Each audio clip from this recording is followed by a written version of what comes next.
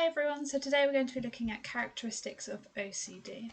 We're going to be looking at describing the characteristics of OCD, so the next lesson you can explain the biological explanation of OCD. So why do people get it based on their biology or biological structure.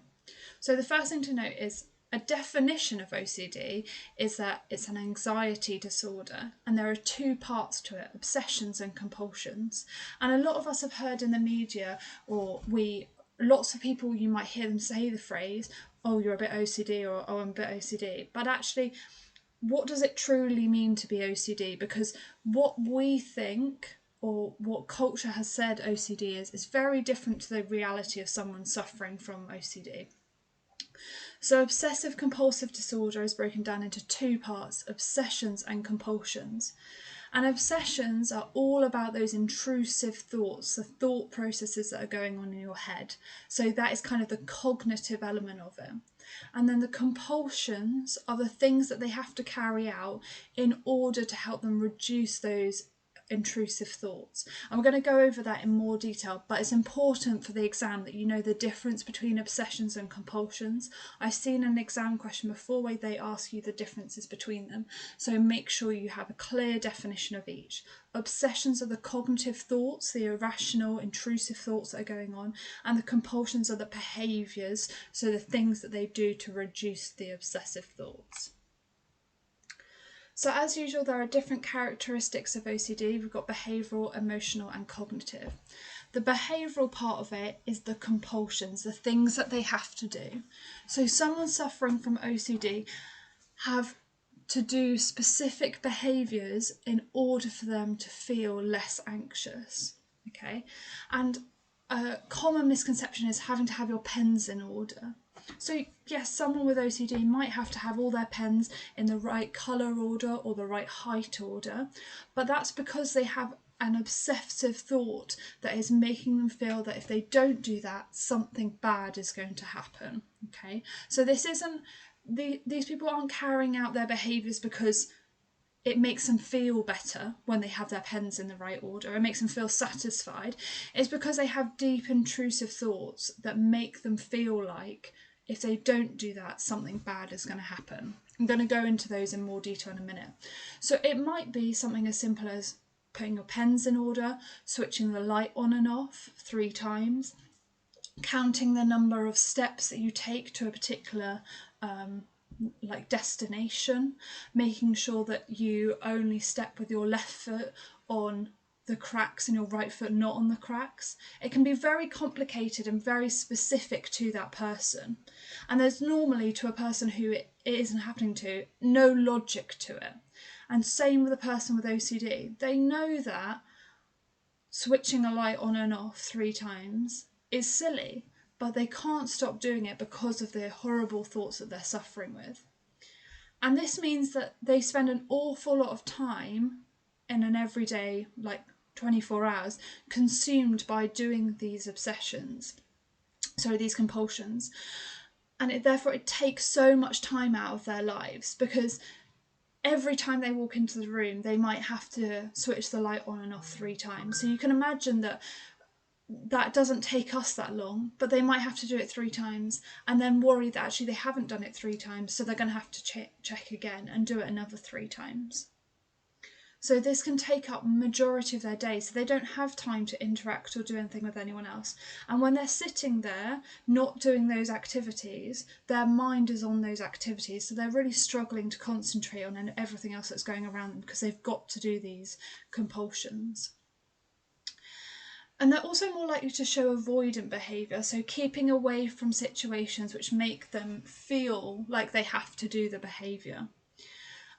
So an example of this is that they might know that if they have to go into a room, they're going to have to switch the light on and off 3 times. So they'll just avoid going into that room so that they don't have to do that, because otherwise it's going to cause them more stress because it's going to take them a long time.